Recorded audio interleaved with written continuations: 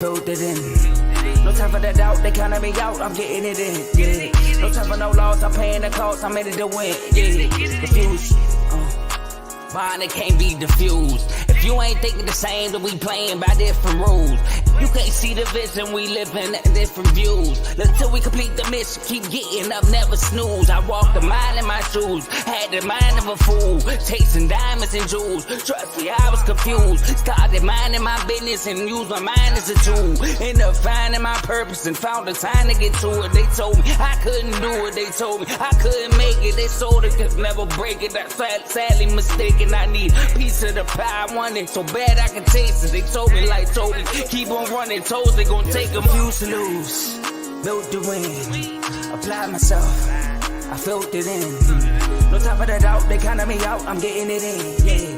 No time for no loss, I pay for the cost, I'm winning to win, yeah. Refuse to lose, I'm built to win, applied myself. Welcome back to CTC. I'm your gracious host, Carl, and I'm back for my week 4 recap. I know there's a football game on tonight, but I didn't feel like I should preview it. And as you can see, with the final score being 42-14, Army throttling Temple, there wasn't no need to preview on it. I figured Army would do what they did today. It was up 14-0 at halftime. I ain't gonna lie, they looked unstoppable with their first 2 drives, which typical Army. Temple found a way to stop them to like later in the half, and then boom, Army comes out again, looks unstoppable, blows them out. But yeah, I'm gonna run through week 4 real quick. Before I do that, I like to ask that you leave a like, comment, share, subscribe. It helps the network, it helps the channel, it helps my channel, CTC, by the way, the Refuse to Lose Network. We also got shows like the main show featuring Joe, Tomo, and Dave. We have BWT, Baseball with Teddy. All your baseball news through Teddy. Shout out Teddy. Yankees just won the AL East tonight, so shout out to them. Tigers, 1 game away from the playoffs, man. A lot of people didn't. Well, I ain't gonna say a lot of people didn't believe me. I know some people ain't believe me. A lot of people probably ain't believing my boys. Stuck through my boys. Knew we was gonna make a run. We here, 1 game away. Got Dave's Doghouse highlights and lowlights of sports. We have Kings Talk with Joe Jordan, Sacramento Kings Talk. RBO, Real Ballers Only, with featuring Vaughn, NBA content. FFC, Fantasy Football with Coach Coombs, Fantasy/NFL content. In the Red Corner, who went live yesterday, I believe. Boxing content through Ty, Ricky, and Tomo. We got Unfazed every Tuesday, 9 o'clock Eastern, 8 o'clock Central. And I think that is everything. Let me check through the list real quick. Boom. Yep, that is everything, man. So, like, comment, share, subscribe, help the channel. If you like what you're listening to, stick with us. Now, before I get into the recap, I got to get into this poll talk. So, we got new polls that came out. Texas is still number 1, which obviously, right? Georgia's number 2. Ohio State's 3, Alabama's 4. No issues here. 2 4 plays every Saturday. We'll get into that on Saturday morning.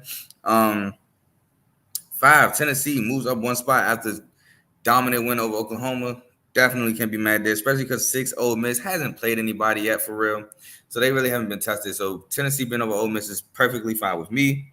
7, Miami, perfectly fine with them being at 7. I would have been fine with them being at number 6, to be completely honest. They have looked really good throughout the season.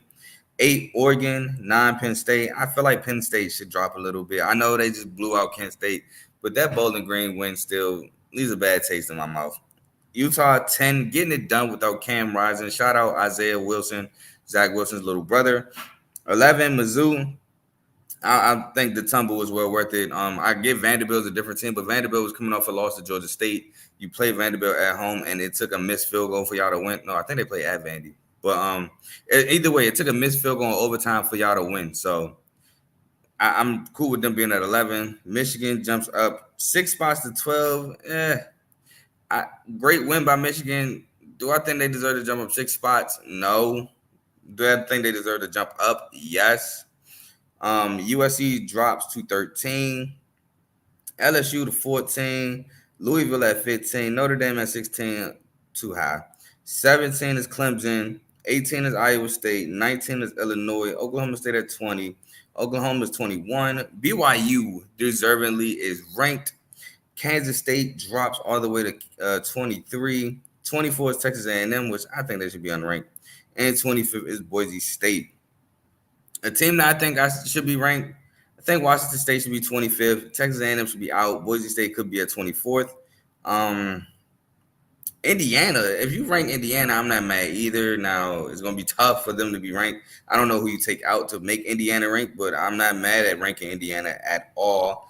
But those are two teams that I think should be ranked. Now, Nebraska kind of getting unranked is kind of unfair in my opinion. They lost, yes, but they lost to 24th ranked at the time, Illinois. Illinois. I don't know why I keep saying Illinois. Illinois. They lost to Illinois, who was ranked, like I just said, in overtime. It was a really good game. Somebody had to lose. And for Nebraska to be unranked behind that, I don't know if that sit well with me, but it's 25 teams. It's hard to keep 25 teams in contact. Like I said, I do think Notre Dame's overrated. They're going to be they're 16th. Their schedule is not good. It's really bad. Who they beat? Was it Miami of Ohio? Which not taking nothing away from Miami of Ohio, but they're not world beaters. You lost to Northern Illinois already. That should have just dropped you out immediately and shouldn't allowed you to come back after a week. And then the first one's against Texas A&M, who I think is also overrated. So they're overrated there. Clemson at 17. I feel like, yeah, that's fine because their only loss is to Georgia, who is second. And like Tony said in the chats, if you're not a member of the chats, become a member. Clemson was ranked too high. So I'm not mad at them at 17. Honestly, I'm not mad at the rest of the list. Maybe Michigan's too high at 12. Maybe I would say more so in the 15, 14 range. But other than that, Texas A&M and Notre Dame being overranked is really my only two problems with this list. But that's poll talk. Things will be changed after this Saturday. Shout out to Barry being the first comment. Said, hey, what up, my boy? Then we got a comment from somebody, Chandler Constantino, Virginia Tech to cover. I like it. I do like it. Now, my preview is going to be later this morning. It's going to be like 6:30, 6:45. So tune in for that. But I'm not mad at it, man. I just feel like eventually a big spread in Miami is going to have to hit eventually, right? But they have been on fire on offense, but I'm not mad at it. Let's get into these previews. Recap. Thursday. These weekday games have been killing me. I mean, killing me to the point. If you faded all my weekday games, like week 4 and week 3 -1, which we'll get into that later, you come up. You would come up. And it's not like I'm picking dogs. I'm picking favorites. Now, I did pick a dog or two, but I'm mainly picking teams that I think will win and the team that the public would think will win. And they're just losing. First game we got to talk about is South Alabama at App State. And App State couldn't stop a nosebleed. They couldn't stop I don't know, but defensively, it was just not there for them. South Alabama wins the game 48-14. They start with a 10-yard touchdown catch by DJ Thomas Jones, set up by Gio Lopez 50-yard run. App State would then punt, and then South Alabama would take the ball and go 22 yards with Fluff Bothwell on a touchdown run. He set up with a 20-yard run of his own before that. Then Gio Lopez would fumble. You would think App State had life, but no, they punt. South Alabama would then score a 31-yard Gio Lopez touchdown run, set up by a Gio Lopez 19-yard run. App State, Joey Aguilar would then throw a pick, which would lead to a 2-yard Kentrell Bullock touchdown run. App State would then score a Hail Mary 47-yard Dalton Stroman touchdown catch, set up by a Christian Horn 14-yard catch, which honestly to me was fluke. App State would start the second half with a turnover downs, 4th and 6 passes incomplete, leads to an 18-yard Jamal Pritchard touchdown catch, but the point after would be missed. The South Alabama would then score a 14-yard Fluff Buffalo touchdown run set up by Jeremiah Webb 22-yard catch. App State would then fumble, which would lead to a punt. App State turnover downs, 4th and 9, 8-yard McQuill Hayward 8-yard. It was an 8-yard catch. I wrote it twice. He caught an 8-yard catch, leading to the turnover downs 1 yard short, but that would lead to a punt. The South Alabama Iverson Celestine would score a 6-yard touchdown catch, set up by Bishop Davenport 14-yard run. App State, again, just like they ended the first half, will end the game with a 2-yard McCoy Haywood touchdown run set up by Anderson Castle, 15-yard run. But like I said, man, in this game, App State couldn't stop anything. South Alabama got everything they wanted on the ground, especially Gio Lopez and Fluff Barford. They got anything they wanted, man. Converted almost every third down they wanted to convert. It just looked bad for App State. It looked really bad. I'm not going to lie. Like, that game was Thursday night. I stopped watching after the touchdown. After the touchdown to start the half for App State, South Alabama, excuse me. I stopped watching. I was watching the Thursday night game, which was Aaron Rodgers. It was the Jets and the Patriots. I started watching that, and that game wasn't that great either. But, yeah, like I said, man, App State defense just did not come to play at all. Next, we have Friday night games, and those games were really good. Stanford and Syracuse. Now, by the way, I picked App State in that game. They lost. Then I picked Syracuse to beat Stanford. I felt Syracuse was on a roll. Cal McCord was looking good. Stanford looks okay. They actually look better than I thought they would this year. But I just thought first game in the Carrier Dome, Orange Dome, whatever you want to call it, at Syracuse, thought Syracuse would just get the best of them in that environment. And I was wrong. Stanford would win 26-24. Now, I felt like Syracuse was just trying every way to lose this game, but Stanford starts with a punt. Syracuse will start with a punt. Stanford will score a 17-yard Alec Ayamina touchdown catch, set up by Sam Rose, 19-yard catch.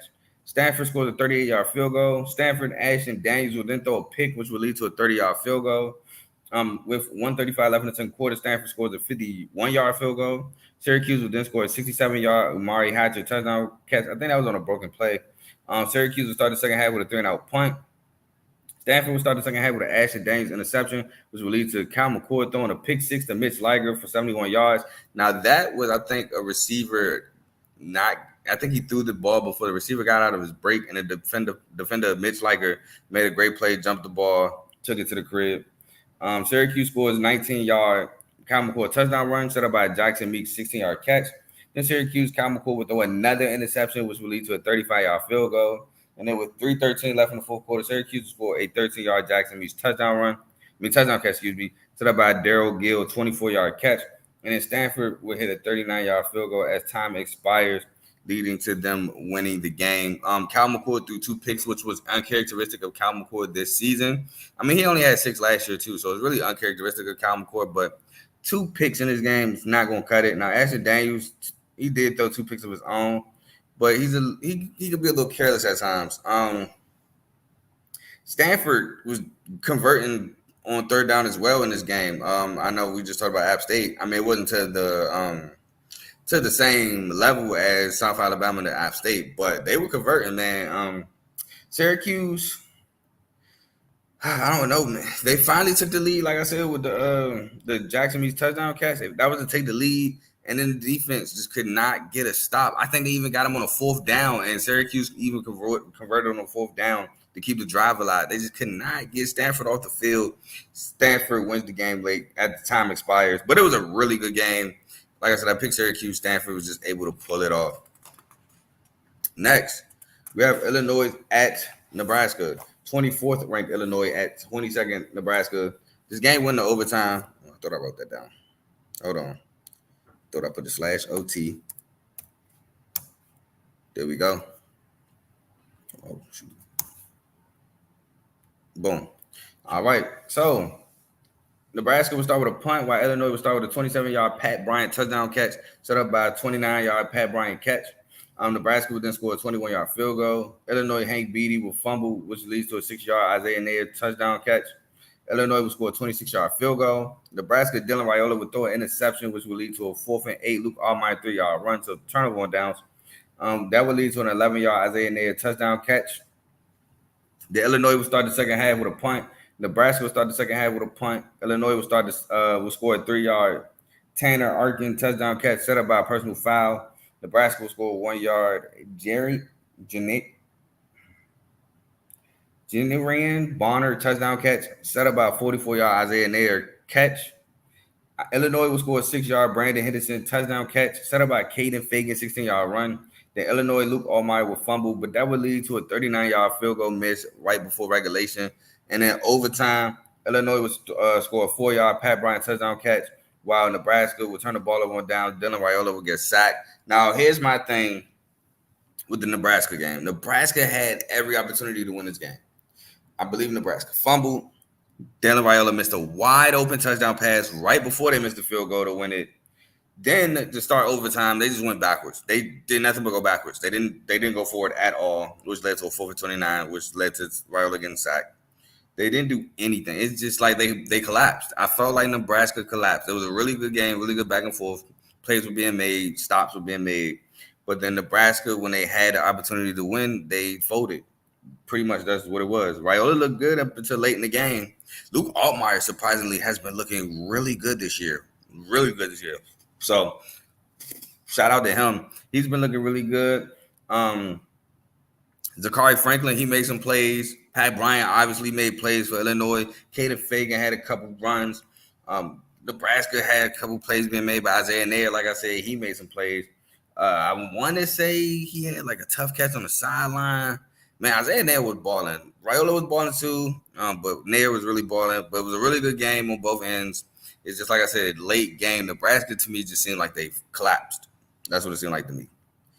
But I picked Nebraska to win this, and Illinois won. So my last game was finally I got a weekday game correct. I picked Washington State to beat San Jose State, and even in this one late game, San Jose State was up 2 scores, I believe. Washington State was able to come back. This game going to overtime. Well, I'll talk about what happened and then I'll talk about it because I remember this game. It was like late and I was ready to go to sleep. But Washington State does win 54-52 in double overtime.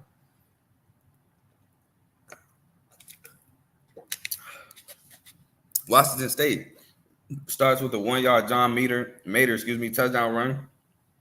Set up by Wayshawn Parker, 20-yard run. San Jose State starts with a 66-yard Floyd Chalk touchdown run. San Jose State would then kick an onside kick and recover, which would lead to a 19-yard field goal. But then Washington State would come back and score a 4-yard Cooper Mathis touchdown catch set up by Kyle Williams, 28-yard catch.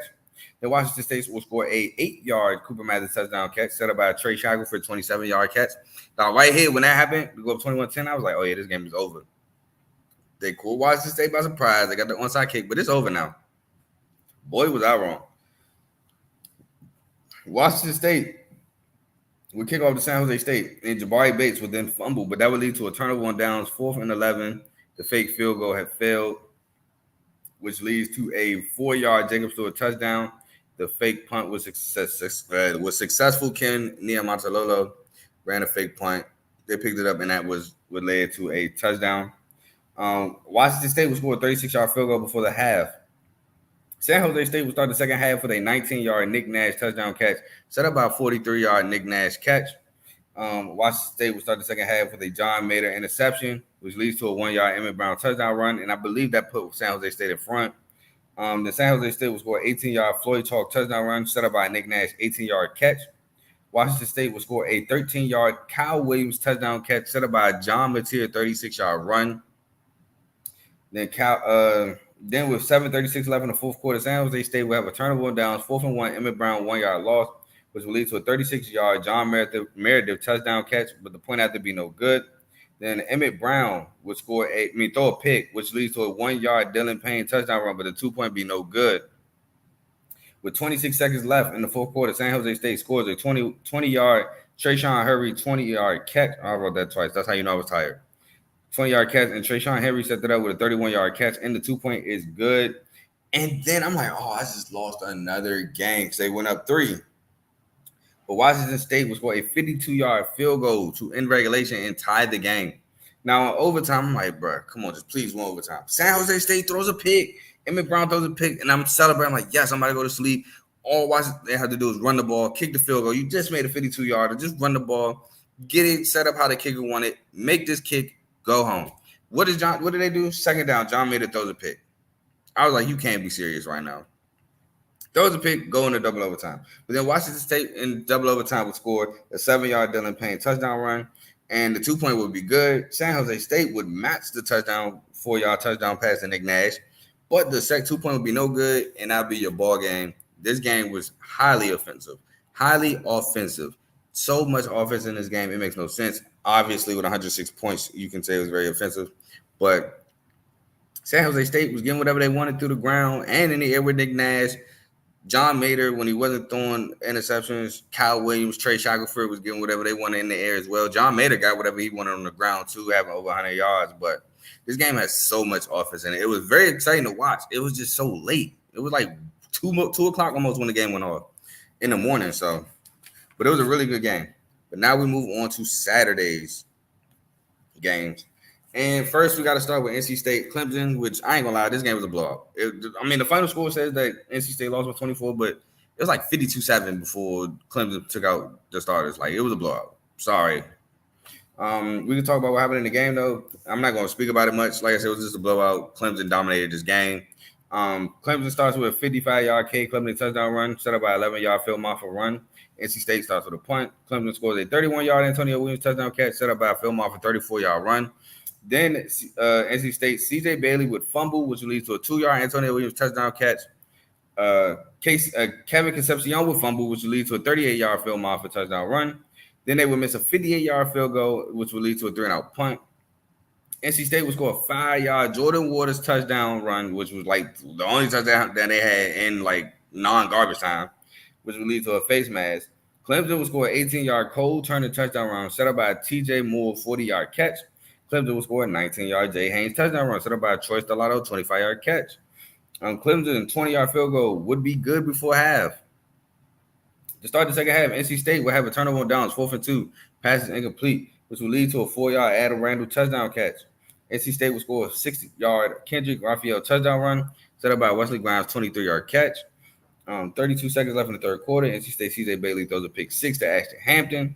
NC State would then score a 2-yard Hollywood Smothers touchdown run and then a 6-yard DeMarcus Jones touchdown run before they score a 40-yard Terrell Anderson touchdown catch, which I ain't gonna lie, that touchdown at the end was nice. He caught the ball, one move and go, put his foot in the ground, planted, went the other way, and he scored. That actually looked a little nice. But like I said, man, Clemson on these boys from the jump. They blew them out.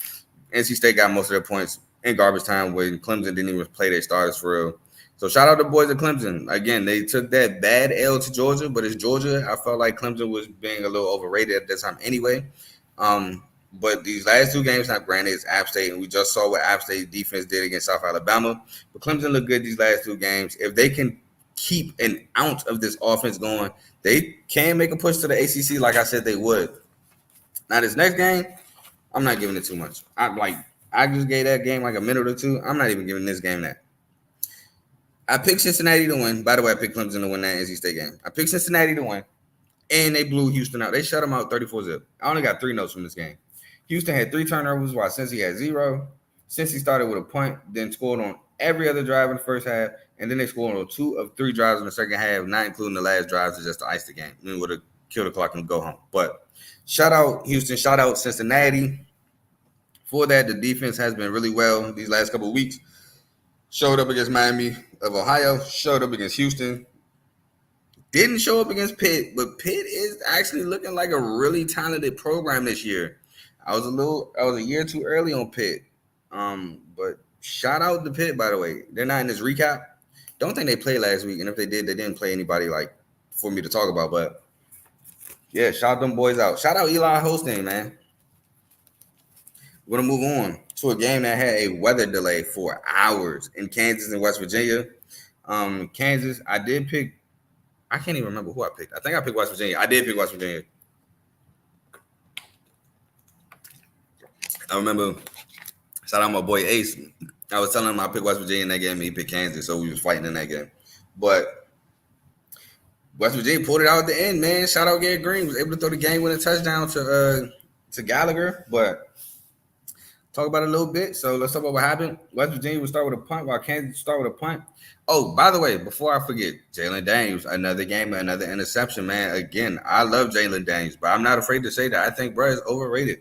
He has a turnover bug thing going on right now, and he needs to end it.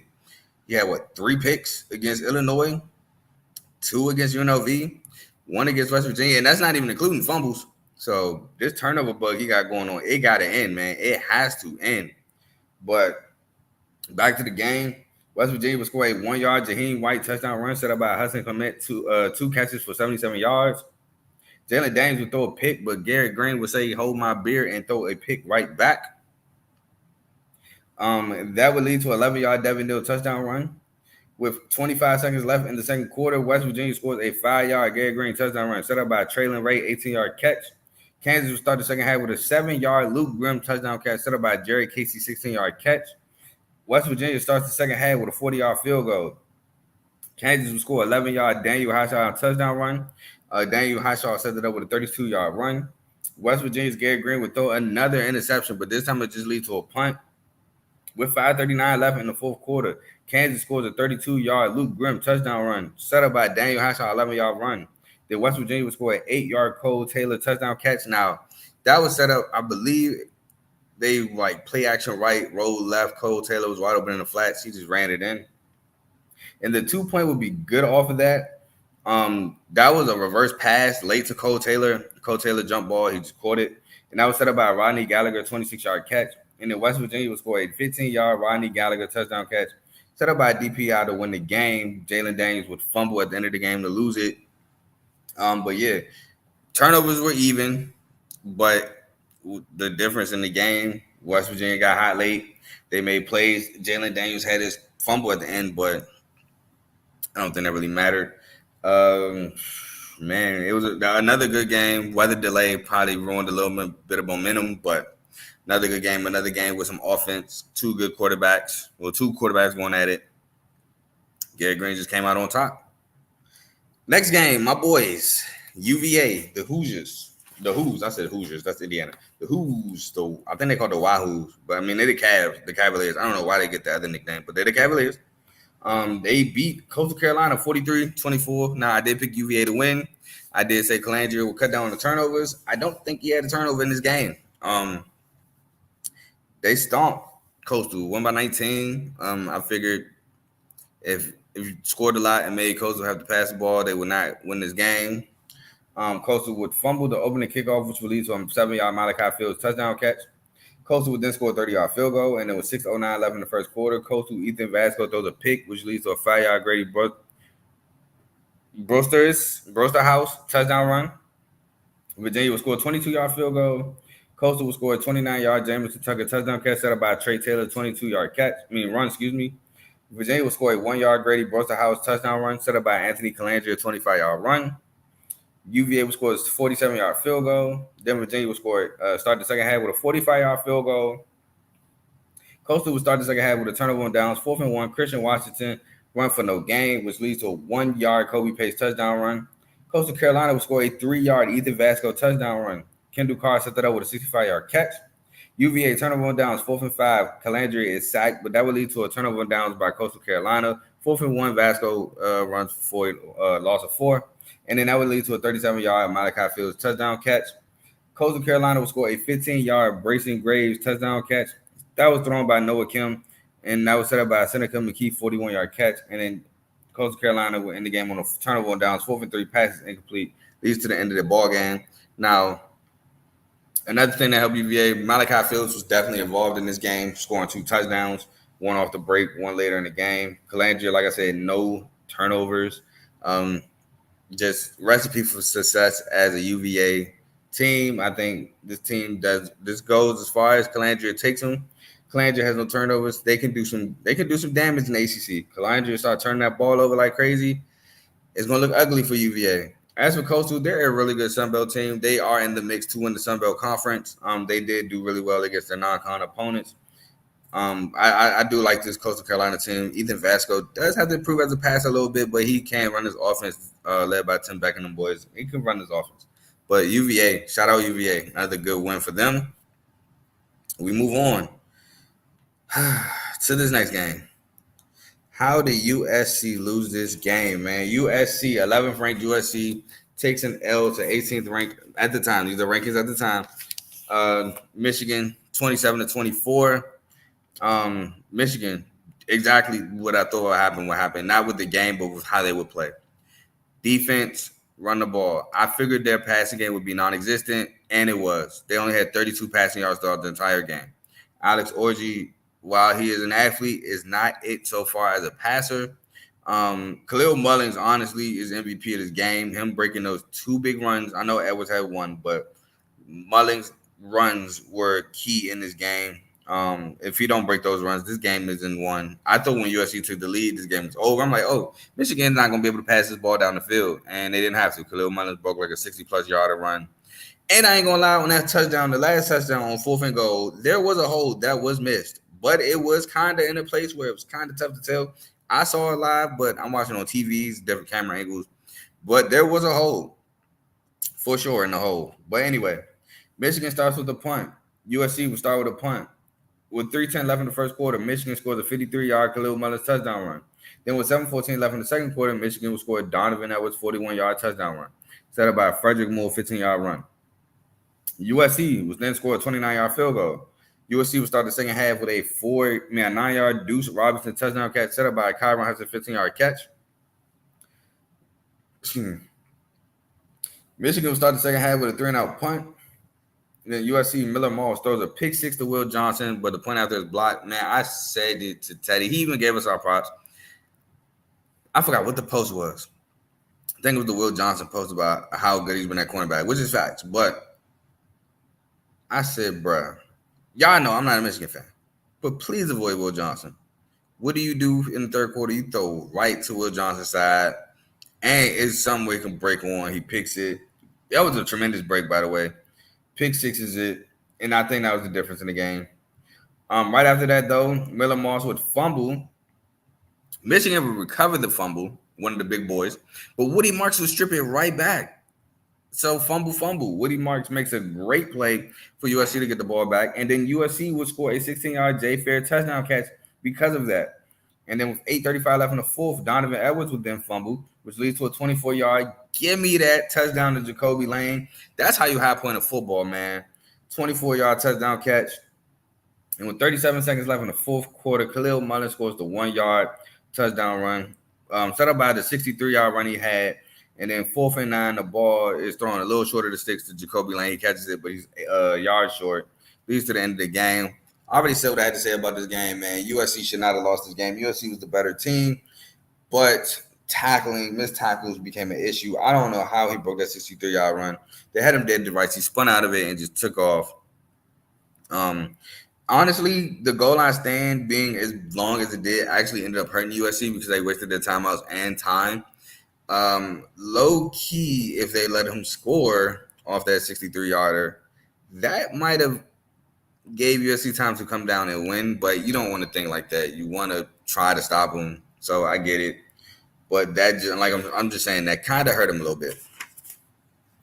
We're going to move on to UCLA. 17 at LSU 34. Now LSU was ranked 16th in the country and still is, but LSU came to play. Not LSU. UCLA came to play first half, putting up 17 points in the first half, but LSU did a great job shutting them out in the second half. I know UCLA tried to get their crowd involved because they were in Baton Rouge. But second half it just did not go so well for the Bruins. LSU will start with a 5-yard Xavier Thomas touchdown catch, set up by Josh Williams 28-yard run. UCLA starts starts with a 20-yard Jack Peterson touchdown catch, set up by a 28-yard Keegan Jones catch. LSU turnover on downs, 4th and 7, passes incomplete, leads to a 47-yard field goal. LSU scores a 45-yard Kyle Parker touchdown catch, set up by a defensive pass interference. With 6:46 left in the second quarter, UCLA Ethan Garber's fumbles leads to a 22-yard field goal. Then UCLA will score an 11-yard Logan Lawyer touchdown catch right before the half, set up by Quasi Gilmore 32-yard catch. UCLA will start the second half with a punt. LSU will start the second half with a Josh Williams 2-yard run. Mason Taylor set it up with a 33-yard catch. Then LSU scores a 35-yard Caden Durham touchdown catch, set up by Aaron Anderson 13-yard catch, and then UCLA's Ethan Garbers will throw a pick leading to the 32-yard field goal, and that'd be your ball game. Like I said, man, really good first half for UCLA. They actually look like they can do no wrong for UCLA in the first half. Second half just was not the same. Did not come out with the same intensity, same energy. LSU made some adjustments defensively. Offensively, still striding, catching fire, scoring touchdowns. It's just UCLA offense isn't good enough. It's not. It's improving. I will say that. It is improving, but it's just not good enough. Even with Eric Bieniemy over there, it's not good enough yet. But we'll move on to Georgia Tech at Louisville. This was actually a really good game. Louisville broke it open from a 5-point game to a 12-point game off of a block field goal.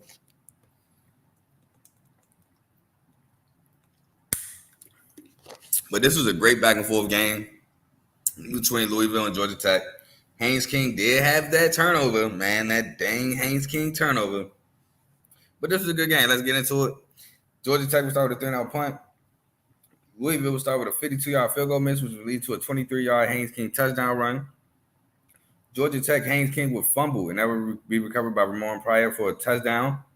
Then Georgia Tech will miss a 46-yard field goal. Leads to a Chris Bell 37-yard touchdown catch. Louisville will score a 27-yard field goal. Georgia Tech will score a 1-yard Jamal Haynes touchdown run, set up by Eric Singleton 51-yard catch. I remember the broadcast, speaking of that, talking about how they would double Eric Singleton and Malik Rutherford and let the other receivers beat them. And I said, man, you do that if you want. Let Chase Lane and them guys beat you. Like, Georgia Tech got some threats on the perimeter. It's not just them two. They got other guys that can beat you. And I don't think they did it. But right when I said that, I think Lane caught like a couple passes. I'm like, see, I told you. But Louisville starts the second half with a point. Georgia Tech starts the second half with a 26-yard field goal. Louisville would then score Ja'Cory Brooks' 57-yard touchdown catch set up by defensive pass interference. Then Georgia Tech turnover on downs, 4th and goal. Haynes King, 2-yard run, which is short, leads to a Louisville safety. Then on the Louisville safety, they were getting the field goal range, set up to kick a 50-yard field goal, but it is blocked by Louisville and returned for a touchdown. Then turnover on downs, 4th and 1. Jamal Haynes is run for no gain, and that would lead to the end of the game. That blocked field goal for a touchdown backdoor my Georgia Tech plus 10.5. But this was a really good back and forth game. Both teams making plays. Louisville just made more plays down the stretch to win the game, especially with that blocked field goal. That was momentum swinging. It was really momentum swinging, and it kind of felt like the game was over, especially being in Louisville with that type of play. But hats off to both teams. Both teams look really good. Louisville was just able to pull out the dub again because last year they beat Georgia Tech in the first game of the season. I want to say that was a Chick-fil-A bowl game. But I do got some comments real quick. But UCLA offense hasn't been worth a thing since DTR was at quarterback and Charbonnet was at running back. Yeah, that's true. Their problem really been quarterback. I mean, Dante Moore was a 5-star freshman. They had a lot of trust in, and I ain't gonna lie, he was starting games with pick sixes. That's just not good. Last year they had Carson Steele, but again they had a quarterback issue. And honestly, I felt like they weren't playing Carson Steele as much as they needed to. Now, they were fluctuating between him and TJ Harden, and I do like TJ Harden. He is a good back, but Carson Steele should have got more carries. I thought they should have tried Colin Shalee a little bit more, especially the way with Dante Moore was playing. But they didn't have a solidified starter either. They were switching between Garbers, Moore, and Shalee a little bit. They never had a solidified starter. Now Chip Kelly's left, so that really puts a hold on things. Never really had dominant receivers. They had Jermichael Studevant last year, who's still there this year, but that was really it. Well, Logan Lawyer was there too, but that was really it. Just a lot of things lacking for UCLA's offense. And then he says the block field goal did Georgia Tech in, which is facts. We'll get into the next game. Arizona State, Texas Tech, which this game was the battle of the running backs, just like I thought. Cam Scatterbo versus Taj Brooks. Cam Scatterbo of Arizona State. Taj Brooks of Texas Tech. Sam Levitt was actually threw a couple turnovers, I think. He threw a couple picks. The Michigan State transfer, who's actually been playing really well for Arizona State. But like I said, I think he did have a couple picks in this game. I think Baron Morton was interception less, which is like the big difference in this game. But this was just a battle. And I think Taj Brooks wore down on this Arizona State defense later in the game, which he does to most defenses. So it's nothing new. But let's talk about the game. Texas Tech will start with a 5-yard John Carlos Miller touchdown catch set up by Caleb Douglas, 21-yard catch. Arizona State starts with a Sam Levitt interception. Leads to a 20-yard Josh Kelly touchdown catch. Arizona State, 4th and 1. Turnover on downs. Cam Scatterbo run for no yards, but that would just lead to a 3-and-out punt. Arizona State scores a 34-yard field goal. With a 1:33 left in the second quarter, Arizona State scores a 1-yard Sam Levitt touchdown run. Set up by Jordan Tyson, 27-yard catch, which I ain't going to lie, I've been watching a lot. Not a lot, but this is my second week in a row watching some Jordan Tyson. I like Jordan Tyson as a wide receiver. I really do. Texas Tech scores a 30-yard field goal. Arizona State starts the second half with a 3-and-out punt. Texas Tech starts the second half with a 3-yard Jalen Conyers touchdown run. Set up by Coy Eakins, a 16-yard catch. Arizona State, turnover on downs, 4th and 1. Sam Levitt run for no gain. That would lead to a 3-and-out punt. Arizona State would then score a 3-yard Cam Scatterbo touchdown run set up by a Cam Scatterbo 66-yard catch, with the point after would be blocked. The Texas Tech would score a 40-yard field goal, then score a 38-yard field goal, and then Arizona State 4th and 9 passes incomplete turnover on downs, leading to a 3-and-out punt. And then Arizona State would score a 3-yard Cam Scatterbo touchdown run, set up by a 19-yard Cam Scatterbo catch. 2-point would be no good. They wouldn't get the ball back, and Texas Tech would end the game. They were trying to go for 2, get the onside kick, get score a touchdown, kick the extra point, win the game. Instead of, I don't know why coaches do this so much. You see it so much now because of analytics. I don't know why coaches don't stick to the script of scoring 7-7 and guaranteeing overtime. Or how about you do this? You score your 7.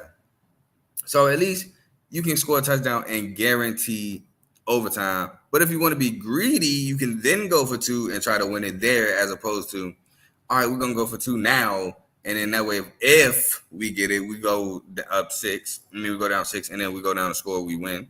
But if you don't get it, now you're going for 2 just to go for overtime. So I don't get the analytics behind it there, but those are just analytics, and sometimes it can ruin the game. And I feel like in those cases, it ruins the game.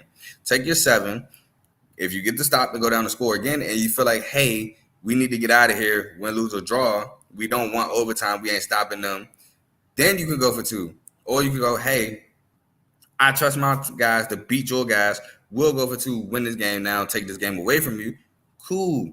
But why are you going for 2? Not even guaranteeing yourself. You're not guaranteed to go. Now you got to go for 2 again. If you don't get it the first time, now you got to go for it twice, as opposed to only going for it once. So that's my little spill on that. Moving on to another defensive game. This game I knew was going to be defensive. I knew they were going to try to take out Ollie Gordon, and they didn't try. They succeeded very well. But that's Utah, man. Utah was 12th ranked, right, 12th in the country. Beat Oklahoma State, 14th ranked in the country, 22-19. Again, shout out to Isaiah Wilson, Zach Wilson, brother, for helping getting the job done. But I got to say it, man, when you take away Ollie Gordon, this is the second time. Now, Arkansas didn't finish the job. This is the second time Alan Bowman looked very pedestrian without Ollie Gordon, man. 2 picks. I think he had 2 late touchdowns or 1 late touchdown. But he just did not look the same. It don't look the same when Ollie Gordon is taken away from Alan Bowman. I keep saying it. But Oklahoma State would start with a punt. Utah would start with a turnover on downs, 4-for-2 passes incomplete, leads to a 23-yard field goal. Utah's Isaac Wilson would throw an interception, but that would lead to a 3-and-out punt. Utah would then score a 43-yard field goal. I think I called him Isaiah Wilson. It's Isaac. Utah scores a 14-yard Brant Huth touchdown run. Money Park set it up with a 20-yard catch.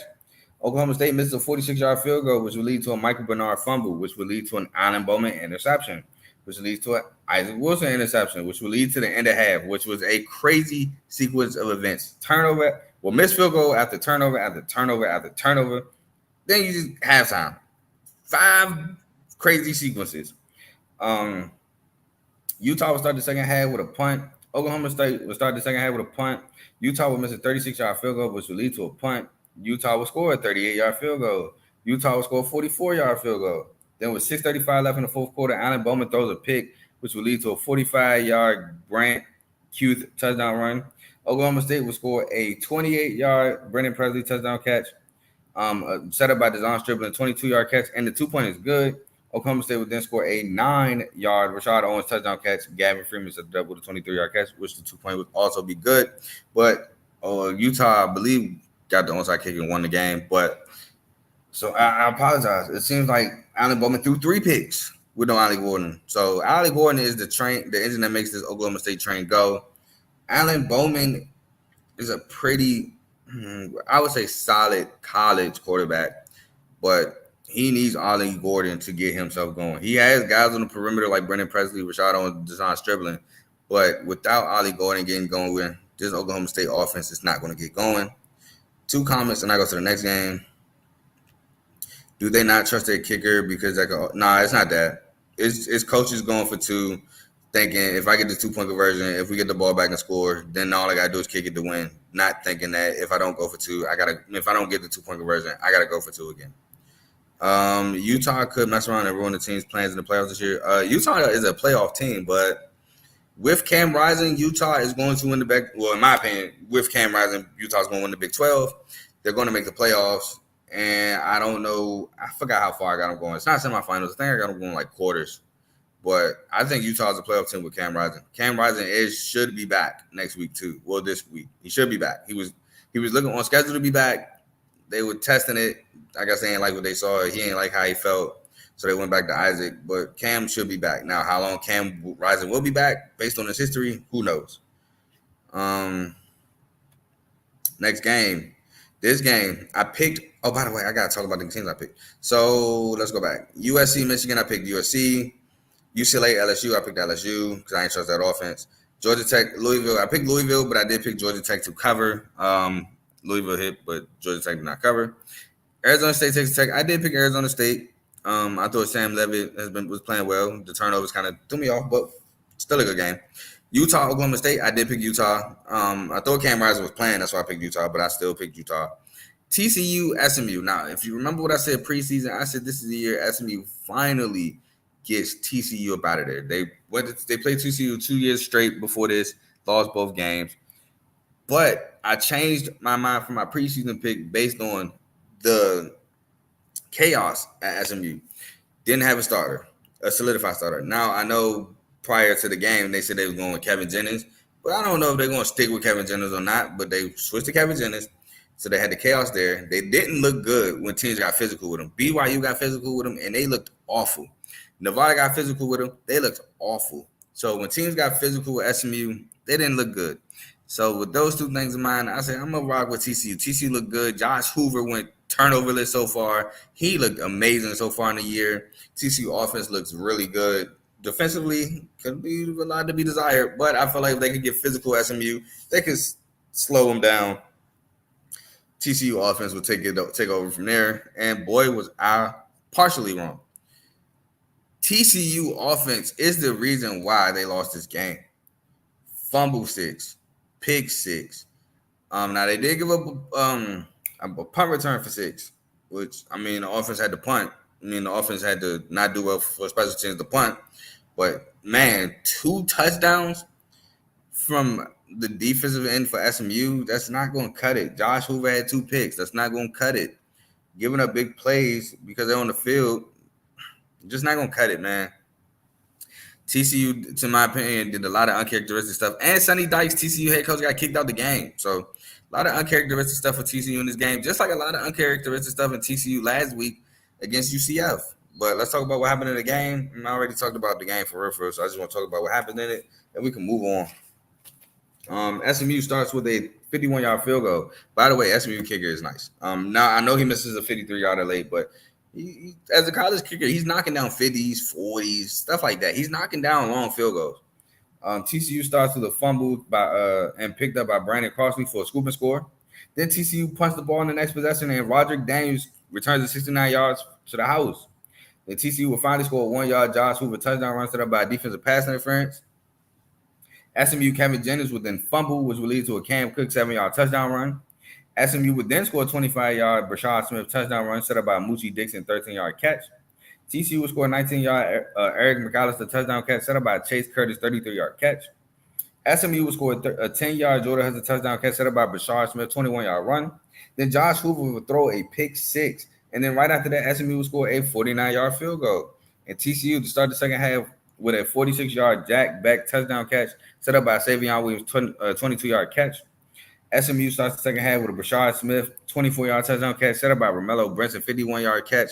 But the 2-pointer is good to go up 3 touchdowns.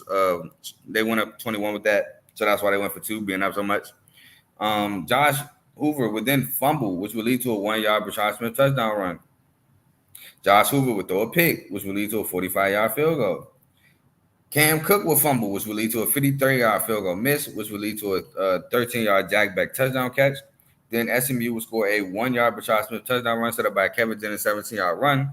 And then TCU scores a 60-yard Jordan Bailey touchdown catch set up by Eric McAllister 13-yard catch. The backup quarterback was in, so it was garbage time around that time. But as you can see, TCU had about 5 turnovers in this game. Uncharacteristic game for the TCU offense. Just did not do what I thought they would do. I can't call 5 turnovers. I don't care who you is. Cannot call that.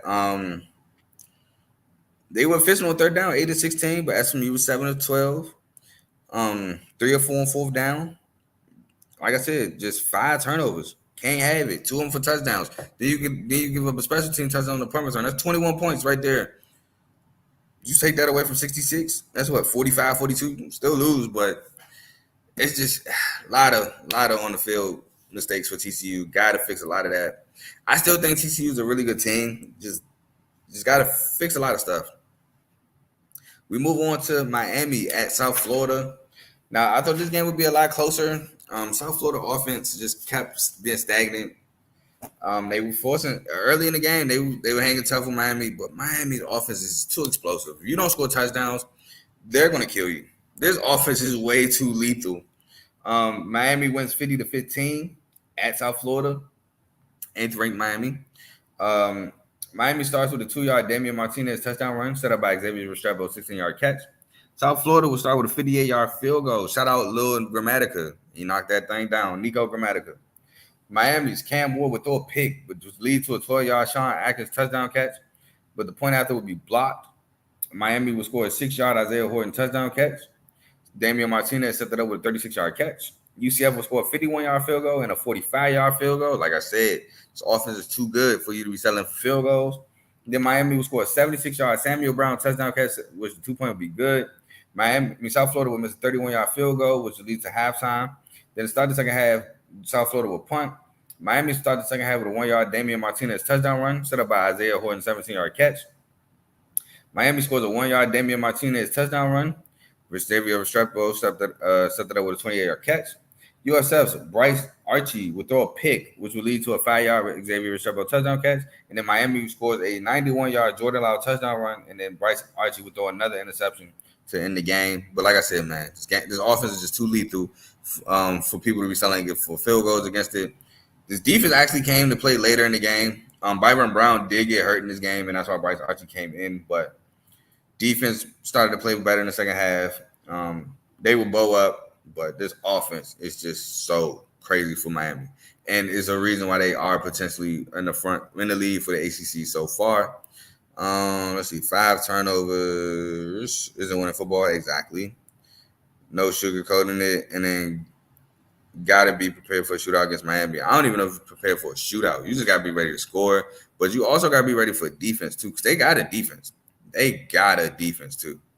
You got to beat their mentally, make them commit penalties. Beat them mentally. I don't know. I just think you got to be physical with them. They got a lot of guys that get out in open space and make you miss. I think you just got to be physical with them. You got to knock their timing off, because that's another thing. Cam Ward and his timing with these guys has been really well. But it's tough because they got athletes everywhere. They have athletes everywhere, and on the D-line, they nasty. Ruben Bain didn't even play. Tyler Barron, Ruben Bain on the front end. Francisco Malga, I think that's his name, was linebacker. They just got so many. They're fast. They're tough. They're hard-nosed. You got to match it. You got to match it for you to have a chance to beat them. Next game, we have Tennessee at Oklahoma. Now, I'm not going to lie. When I was watching this game, I was like, dang, this game is super defensive. I didn't think it'd be this defensive. I thought we'd see a little bit more points. But it was super defensive. But this is when I knew Oklahoma was going to lose. Tennessee turned the ball over. I think Nico Iamaleava turned the ball over. Yeah, he fumbled. The very next play, Jackson Arnold just fumbled. Just out of nowhere, fumbled. Then Tennessee fumbles again. I want to say it's Nico. Yes, Nico fumbles again. Jackson Arnold, the next play, fumbles again. I'm like, bro, this is the second time where you have new life and you fumble right after him. That's when I knew Oklahoma was going to lose. I was like, dog, you did it twice. Like, this game is over. You cannot – I was about to say Nico, but you can't do that, because eventually Tennessee's offense is going to get going. And, I mean, it eventually did.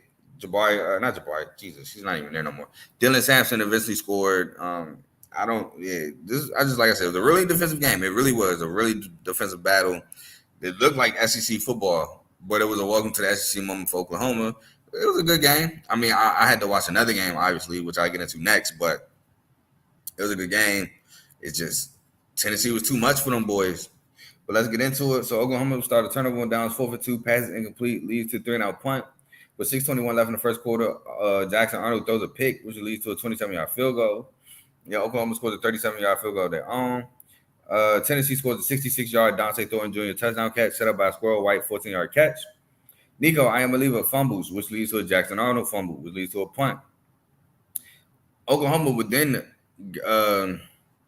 Tennessee would score the safety. They will force a safety, by Oklahoma off that punt, which would lead to a 3-and-out punt after they got the 2 points. Then Nico Iamaleava would fumble, leading to a Jackson Arnold fumble, which leads to a 1-yard Dylan Sampson touchdown run. Tennessee starts the second half with a punt. Oklahoma starts the second half with a 3-and-out punt. Tennessee would score a 41-yard field goal. Then with 8:25 left in the fourth quarter, Oklahoma scored the 2-yard Javonte Barnes touchdown catch thrown by Michael Hawkins. The punt had to be no good, and that was set up by Wanzel Padaway's 19-yard catch. Oklahoma turnover downs 4th and 14. Pass incomplete. Tennessee would then score a 32-yard field goal, and then Oklahoma scores a 1-yard Javonte Barnes touchdown run set up by Jaquez Wanzel. I don't even know how you pronounce this. Petaway 46-yard catch. The 2-point would be no good. And like I said, I talked about the game, so we're going to read comments and move on. Oklahoma still ain't clutch in big moments, even after Lincoln Riley is gone. It wasn't even like they had to be clutch. It was no way they can be clutch. Tennessee was just smothering. The score at one point was 17-3. It wasn't like they had a chance to win it. They won't make it in the SEC. I wouldn't say that. This year, no. I haven't gone 7-5 this year. I think they do take their lumps. But I think they can recruit well enough to compete in the SEC. You're in Oklahoma. You're going to have access to endless talent. You're going to have access to Texas. You might not have access to Florida, Georgia. You might have access to those guys now. So I think they'll compete. It's going to take them a minute. Brett Venables will have these guys ready to go, though. And then just call him Brother Petaway. Hey, I'm Petaway. His name is crazy. My handwriting is crazy, too. That's part of the reason, but moving on to MSU at Boston College, and this game hurt. I'm going to go on a rant. I'm sorry. I know Luke probably going to kill me for this, but I'm going on a rant. I don't care how young Aiden Childs is. I don't. Bruh, stop throwing the ball to the opposite team. It's not rocket science. You want to throw the ball to your players. I get, and I see a lot of guys are defending him. First of all, to the guys saying that he should be benched, you're crazy. As much as I dislike how this guy's been playing, he shouldn't be benched.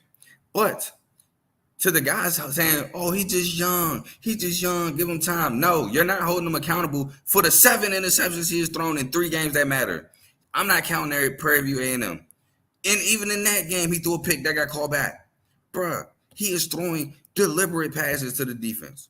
I mean, literally, it looks like he's throwing the ball to receivers that are wearing different color jerseys. Bruh, stop throwing picks. At least if you're going to throw a pick, get baited. If you're going to throw a pick, let the ball get tipped. It's been one of those picks have been a tip pick, and that was his first ever one. Other than that, deliberate throws to the defense.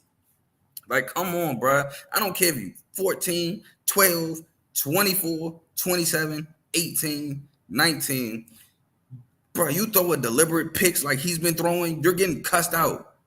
I don't care how old or young you are. Stop throwing. Bro, and let's not even forget, he finished with 3 picks. He should have finished with 5 picks.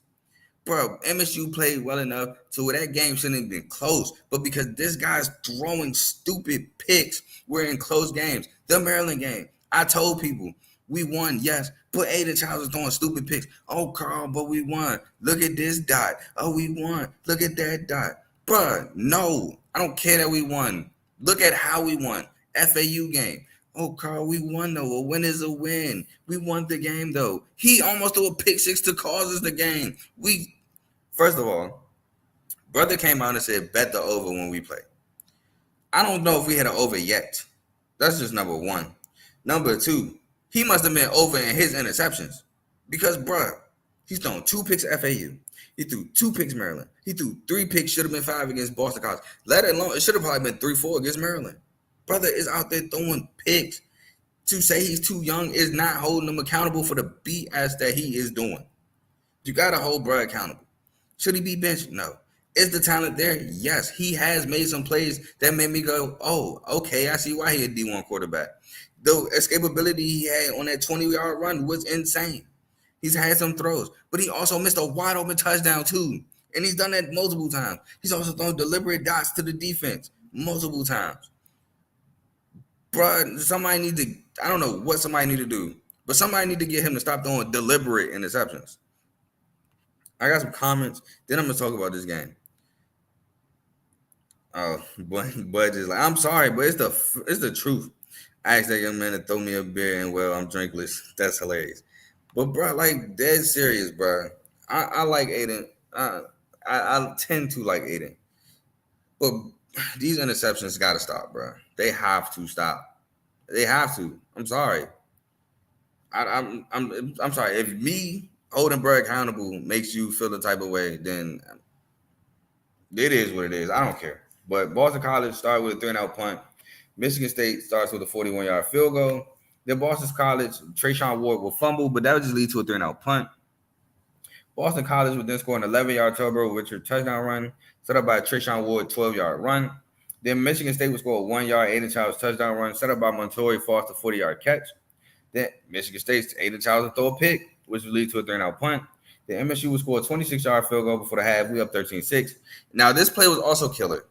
I can't kill Aiden Childs and not kill Kayvon Lynch Adams for not calling a fair catch in the end zone. Brother, what are you doing? Not only did you not call a fair catch and take it out, then you get smacked and fumbled. Bro, just call a fair catch. We get the ball to 25. Let's keep it going. We up 13-6, got all the momentum. You don't call a fair catch. You get popped. And before everybody say, well, Carl, you only complaining because he fumbled. No. As soon as he caught that ball and took it out, I said, what are you doing? Why didn't you call a fair catch? What are you doing? And then he got popped, and that made me more mad. I was mad when he took it out. So I'm not just mad because he fumbled. No, that was like icing on the cake. But that would just lead to a Boston College 39-yard field goal. Then Aiden Childs would then throw another deliberate pick to Boston College, which will lead to a 36-yard Trayshawn Ward touchdown run. Now, on that play, I was like, defense, what are you doing? Like, we ain't even wrapping up. We ain't tackling. Like, bro, technique, everything just looked bad. But then the MSU would score a 51-yard field goal with 13:42 left in the fourth quarter. Boston College turnover on downs, 4th and goal. Thomas Castellanos run for a loss of 1. I believe Cal Holiday made that play, which would lead to a 27-yard field goal. Now, I ain't going to lie. When we settled for 3, I said Boston College was about to score. Now, how fast they scored, I didn't see it. I ain't see them scoring a bomb to Lewis Bond. I thought they was going to run the ball, mix in some throws, and eventually work their way down the field and score. When they scored fast, I said, cool, we got time. But I also said, bro, going to throw something stupid, ain't he? And sure enough, he throws a dumb pick to lose the game. Bro, like, again, the escapability. He broke a sack with like 2 people. He had it underneath route wide open. He throws in a double coverage. Like, brother, what are you doing? What are you doing, bro? You threw that into double coverage, bro, for the game. What are you doing? It was like probably a minute left. Just take the check down, get some yards, he get out of bounds. Let's win the game. What are you doing? And yep, that's how we lost the red bandana game to Boston College. 3 interceptions by Aiden Childs, 0 passing touchdowns, by the way. And let's look real quick at Aiden Childs' season stats. We're not going to count Prairie View A&M because that's an HBCU school. We're supposed to win 40-0 today. I didn't even watch the game. I'm like, bro, we're supposed to win that game. What am I watching that for? I'm taking nothing from that game. Aiden Childs right now, 4 touchdowns, 7 picks. Now, when I go to the game log and I look at those touchdown passes, 1 came against Prairie View. So we're going to say 3 touchdowns, all in the Maryland game, 7 picks. That's a terrible touchdown to interception ratio. Terrible. 3 touchdowns, 7 picks. 3 against Boston College, like I said, 2 against Maryland, 2 against FAU. Not gonna get the job done, bro. It's not. All the talent in the world don't mean nothing if you don't got between. If you don't got it here, all the talent in the world means nothing. If you want to keep throwing picks to the other team, all the talent in the world means nothing. But we're gonna get into these comments and then we're gonna wrap up with these last 2 games and then major performances. Here we go. Start questioning the coaching if the talent is there, personnel. So I don't think it's Jonathan Smith. I don't know what you do to a guy who could deliberately throws picks there. And I also don't think the quarterbacks behind bruh is better than bruh either. So Jonathan Smith is just stuck in between a rock and a hard place where he got a young guy who's clearly doing stupid stuff, but he has the talent not to. I don't know what it is. Basically, what he's saying is, I don't know what is wrong with bruh, but I got to find a way for him to reel it in, for him to stop doing this. And yeah, isn't getting it done for them kids. Now, luckily for him, expectations ain't as high as mine were. I had us going 9-3. I had us being 4-0 at this juncture. Honestly, I seen a lot of people. This is another thing that killed me. A lot of people on Twitter, oh, nobody had us being 3-1. A lot of y'all would take us being 3. I had us being 4-0, bruh. I had us being 4-0. So just because you don't got expectations for your team don't mean everybody don't got expectations. I had us being 4-0. I had us beating FAU. I had us obviously beating Prairie View A&M. I had us beating Maryland. I even bet Chipotle on the Maryland game. And I had us beating Boston College. And we should have won that game. We should have. Sorry, not sorry. That game easily should have been won by MSU. Then I had us losing Ohio State. I had us losing to – hold on, I got the joint right here. I'll tell y'all right now. Now I'm supposed to be going to – I don't know. Is this it? No, this is the wrong notebook. Oh, Lord. I got like 5 different notebooks right here. Is this it? Yeah, this is it. I got to find it, though. This is the SEC. I'm too far. This is the Big 12. I did Big 10 first. Northwestern, so let's move. Michigan State should be right. This is Michigan here. So, again, had us 4-0, had us losing to Ohio State, losing to Oregon, losing to Iowa, beating Michigan, beating Indiana, beating Illinois, beating Purdue, beating Rutgers. So, I had us start off 4-0, losing 3 straight, and then finishing with a 6-game winning streak. No, 5-game winning streak, excuse me. But I don't even see that. I still got to beat Michigan. Indiana, I don't know if we beat Indiana. Indiana looked really good. And they got my guy, Kirk Signetti. Y'all know that's what I wanted at MSU. Illinois, I think we still beat Illinois, but they look tough. I actually think we beat Iowa now, but that's beside the point. That is beside the point. I hope bro can turn it around. I really do. And I'm not trying to wait a year for you to stop throwing deliberate picks, bro. Like I told Luke, these are middle school mistakes. Y'all are asking a college guy. Y'all are asking. Think about this. Y'all are asking me to give a college quarterback grace for middle school mistakes. Stop it. All right. Next comment. Yes. Yeah. Whatever, bruh. Whenever y'all lose, it's gonna be back to video games for you, bruh. Birdman hand rub. Did I miss the weekend preview? No, that's Saturday morning. I'm off Saturday, so Saturday morning would be my weekend preview. MSU ain't beating Michigan, considering your boy got an interception problem going against Will Johnson. Hey, bro, Jonathan Smith better tell him you avoid whatever side number 2 is on at all times. I don't give a daggone what you see. Avoid that at all costs. But I think we do beat Michigan because they can't throw the ball. Bro, they can't throw the ball. They're one-dimensional. They're one-dimensional as a mug, but that's in about a month. Over under. I'm gonna take the under 4 interceptions, but it's close. It's close. You'd have said over under 2.5. I'd have probably took the under. Over. But we move on to the next game. Baylor at Colorado. Baylor blew this game in my opinion. Blew the game. They were up a touchdown. Had an easy field goal to go up 10 points with 2 minutes left. Missed the field goal, and then gave up 2 Hail Marys essentially. The first Hail Mary to Will Shepherd just dropped it. Right in his hands, he just dropped it. And the second Hail Mary, now this was a more crazier throw, don't get me wrong. But LaJohntay Wester, wasn't nobody in front of him. It was like a guy to the side of him and a guy behind him. Touchdown. And then in overtime, you fumble. Travis Hunter, good hit, but you fumble. You could have had a 10-point lead. You give up 2 Hail Marys, and then you fumble in overtime.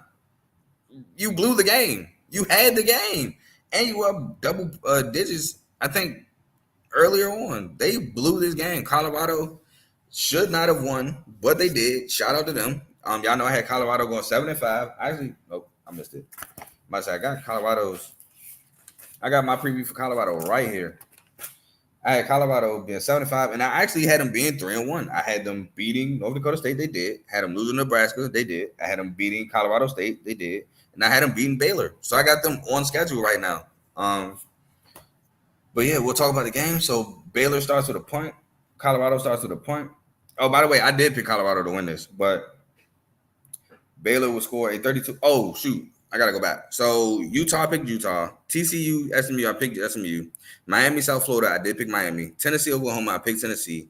Michigan State, Boston College, I did pick Boston College because of this guy's interception rate and because we were missing two wide receivers, because we were missing Nick Marsh and LaRon Glover, excuse me. And that's why I picked Boston College. And that's whatever. I was about to say that shouldn't have mattered. I didn't curse, but that shouldn't have mattered. But whatever. But I did pick Colorado to beat Baylor. Now back to the game. Baylor scored a 32-yard field goal. Colorado scores a 2-yard Shedeur Sanders touchdown run set up by Travis Hunter 24-yard catch. Baylor scores a 30-yard Monterey Baldwin touchdown catch set up by Keyshawn Jackson 22-yard catch. With 6:55 left in the second quarter, Colorado scores a 43-yard field goal. Jamal Bell returns the ensuing kickoff, 100 yards to the crib. Kickoff return touchdown by Jamal Bell. Then Baylor would after the Colorado's next possession, would score a 45-yard Sawyer Robertson touchdown run. Then with 50 seconds left in the second quarter, Colorado scores a 58-yard Omarion Miller touchdown catch. Now that play was kicked crazy on the sideline, right sideline. For those watching, down the right sideline, looks like he's about to get tackled, but his knees never touched, nothing ever touched. He actually landed kind of on top of the defender, got up, took off, ran for a touchdown. Then Colorado starts the second half with a punt. Baylor starts the second half with a turnover on downs, 4th and 1. Sawyer Robertson 1-yard loss, which leads to a punt. Then Colorado will score a 2-yard Michael Welch touchdown run to tie the game. Travis Hunter had 2 big plays, 2 catches combining for 77 yards. Colorado would then have a turnover on downs, 4th and 8. Shedeur Sanders, that O-line just gave him no time. He got sacked. That would lead to a Hall Presley 24-yard catch. Then Baylor misses the 45-yard field goal, which will lead to a 43-yard touchdown pass to LaJohntay Wester, like I said, the Hail Mary. Then in overtime, Colorado will start with a 1-yard Michael Welch touchdown run, and then Travis Hunter will force the fumble on Dominique Richardson at the goal line, recovered by Colorado, and Colorado wins in overtime. Excuse me. Shedeur and his followers got the W. Hey, man, I'm a Colorado fan. Not fan, but I rock with them boys. I want them to do good, man. I'm still salty about how the media was playing with them last year, saying they had the worst team in the country, the worst roster in the country. And then when they won the game, they were mad. They were celebrating. Like, bro, you can't go. They got the worst team in the country. They're going to finish dead last to, oh, y'all beat TCU. We're supposed to be the worst team in the country. Any win is a good win, huh? But I digress. And then people were acting like people thought Colorado was world beaters because people were happy and they won a game. Then it was like, well, this is not the TCU last year. No, but y'all said this is the worst. Bro, you had people, the over-under for Colorado last year was 3.5 games. You had people not thinking they can win 4 games last year.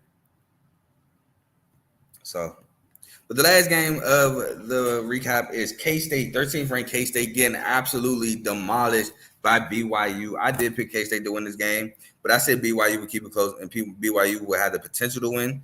But BYU, man, is just so well coached, so physical.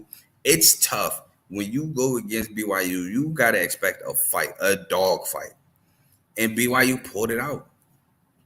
Kansas State ain't know what hit them. Avery Johnson didn't know what hit him. So we'll talk about the game. BYU starts with a 3-and-out punt. K-State started with a 32-yard field goal. Then K-State scores a 27-yard field goal. Then BYU scores a 31-yard field goal. And K-State DJ Gitt is so reliable, but fumbles, leading to a Tommy Presser scoop and score. Then K-State's Avery Johnson would throw a pick, which would lead to a 23-yard Chase Roberts touchdown catch. Then K-State will start the second half with an Avery Johnson interception, which will lead to a 3-yard Darius Lassiter touchdown catch. K-State would then punt the ball the next drive. And then Parker Kingston will catch the ball on the right sideline. No, I think he catches it down the middle, runs right, reverses field, runs left, has a wall, and scores a touchdown on a punt return. It was absolutely crazy. I would recommend you watch that punt return. It was a crazy punt return. K-State would score a 28-yard field goal and then have 3 turnover on downs. First one being a 4th and 2. Avery Johnson 1-yard loss, which will lead to a Sione Amona 2-yard touchdown run. The second one is a 4th and 12 passes incomplete, leading to a punt. And the last one is 4th and 1. Joe Jackson run for no gain, leading to the end of the game. Like I said, man, BYU was just too much for them boys. All right, we got media flip-flops all the time. It's the nature of the game. That's true, but I feel like Colorado gets dealt with a lot of unfair criticisms and a lot of unfair media bias, stuff like that. Colorado won only one game the year before last, and they had a better year under 1 year of Coach Prime. And if they get 5 this year, they've improved again. There's no argument at that point. Yes, but the roster last year was completely overhauled. It was a completely different roster than the 1 year team. A lot of those guys were gone. And they should have won 5 games last year. They blew the game against Stanford. And that was uncharacteristic only because it kind of dealt with Travis. But they blew the game against Stanford last year. They should have won 5 games last year. I just felt like people were being overcritical because Dion got the job and he overhauled that roster. And it was like it seemed like they wanted Brother Phil, to be honest. And he actually doing a good job turning them around. And people also forget the year before. I want to say the year before that 1 year, 1 win year, that was with Mel Tucker, and they were good that year. They were really good that year. So. Yeah, Colorado has the opportunity to be a good, well, not in the Big 12. They were in the Pac-12, but they had the opportunity to be a decent Big 12 team. And the Big 12 ain't world beaters. Like, the Big 12 was kind of like the Pac-12, but better. So they clearly wanted Prime to fail. They still do for exactly. And I just felt that because of that, I'm rolling with Colorado. They're not obviously in my team because MSU, but I was rocking with them. But we move on to amazing performances. I'm going to run through these real quick. And then I'm gone, but we got first. Oh, let me get the sound effect ready. We're gonna still gonna have our cheers because they deserve it. First up, 15 catches, 152 yards, and 2 touchdowns for San Jose State in the loss in double overtime to Washington State. We have Kyle Williams, wide receiver, 8 catches, 138 yards, and a touchdown for Washington State in a double overtime win. Fluff of Buffalo, running back, 14 carries, 116 yards, and 2 touchdowns in the win against App State for South Alabama. Gio Lopez, quarterback, 16 of 24, 154 yards, 2 touchdowns, but 7 carries for 105 yards and a touchdown on the ground. Quarterback for South Alabama in the win against App State. Caleb Johnson, running back, Iowa, 21 carries, 206 yards, 3 touchdowns in the win against Minnesota. Cam Ward, the quarterback, Miami, the U, 24-34, 404 yards, 3 touchdowns, and a pick.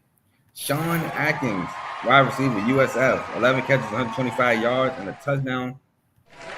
Jack Beck, wide receiver, TCU, 8 catches, 166 yards, 2 touchdowns, and a loss against SMU.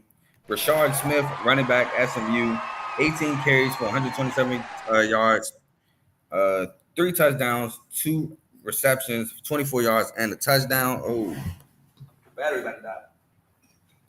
The running back for SMU in the win against TCU. Right. I think this notebook is blocking me from putting my thing charger. Yep, it was. I don't know what I just did. Okay, cool. We move on from Rashard Smith to Nate Noel, running back, Mizzou. In the win against Vanderbilt, had 24 carries, 199 yards. Blake Horvath, quarterback, Navy, 9 of 12, 192 yards, 2 touchdowns. Now, that alone is not major, but at Navy it is. I ain't gonna lie. If you throw for 200 yards in Navy, you might get a statue. But he also had 12 carries for 211 yards and 4 touchdowns on the ground. 6 total touchdowns, about 400. It's like let's just say like 409 all-purpose yards. He did his thing against Memphis in the win. Khalil Mulling, running back, Michigan, 17 carries, 155 yards, 2 touchdowns in the win against USC.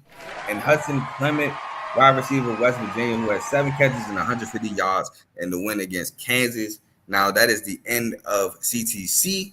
I will be back tomorrow. I'll be back in like 5 hours, if that. I'll be back in 5 hours for my Friday night preview, Miami versus Virginia Tech and Washington versus Rutgers. Should be 2 good games. Like I said, I'll be back in 5 hours. And then we have Saturday morning to go over the Saturday previews.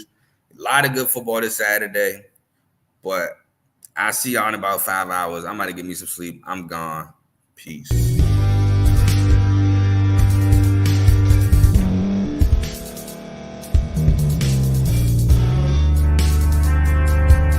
Thank you for staying to the end. If you're watching this on YouTube, please like this video, subscribe, and also hit that notification button so you can be notified next time we put out a video. If you're listening on any podcast platform, subscribe and hit that notification button, y'all, so you can be notified we put out another podcast audio. And last but not least, hit that share button. No matter what you're listening to or watching it, hit that share button and send it to somebody that you know that would love to watch this episode you just listened to. So once again, thank you for staying to the end, and we'll see y'all in the next episode.